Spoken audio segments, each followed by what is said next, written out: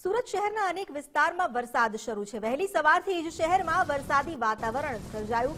અઠવાલાઇન્સ, ઉધના, સચિનમાં વરસાદ શરૂ થયો તો પાંડેસરા, અડાજણ અને રાંદેરમાં પણ વરસાદ વરસી રહ્યો છે।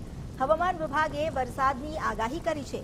સુરતમાં જ્યાં હજુ પણ વરસાદે રોકાવાનું નામ નથી લીધું, સતત જે વરસાદ વરસી રહ્યો છે, વાદળછાયું વાતાવરણ અને આજે ફરી સવારથી વરસાદ શરૂ થયો છે। પાંડેસરાથી લઈને અડાજણ, રાંદેર તમામ વિસ્તારમાં વરસાદ વરસી રહ્યો છે। હવામાન વિભાગે આગાહી કરી છે આગામી 5 દિવસ સુધી પણ આ જ રીતે વરસાદ વરસતો રહેશે। વધુ જાણકારી લઈએ સંવાદદાતા રાકેશ બ્રહ્મભટ્ટ પાસેથી। રાકેશ, વરસાદને લઈને સુરતની સ્થિતિનો શું ચિતાર? જે હવામાન વિભાગ તરફથી જે પ્રમાણેની આગાહી કરવામાં આવી છે તે મુજબ આજે પણ સવારે વહેલી સવારથી વાદળછાયા વાતાવરણ વચ્ચે મેઘરાજાની ફરી રી એન્ટ્રી હાલ જોવા મળી રહી છે। સુરતના અડાજણ, રાંદેર અથવા ગેટ, સચિન, ઉધના, પાંડેસરા સહિતના જે વિસ્તારો છે ત્યાં વરસાદી માહોલ છે તે જોવા મળી રહ્યો છે।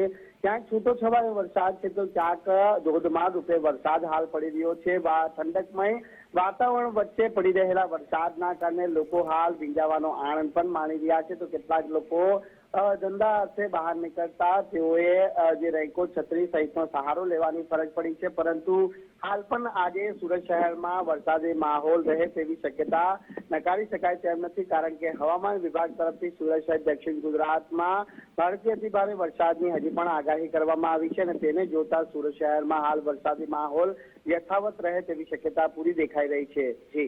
જી, આભાર આપનો જાણકારી આપવા માટે।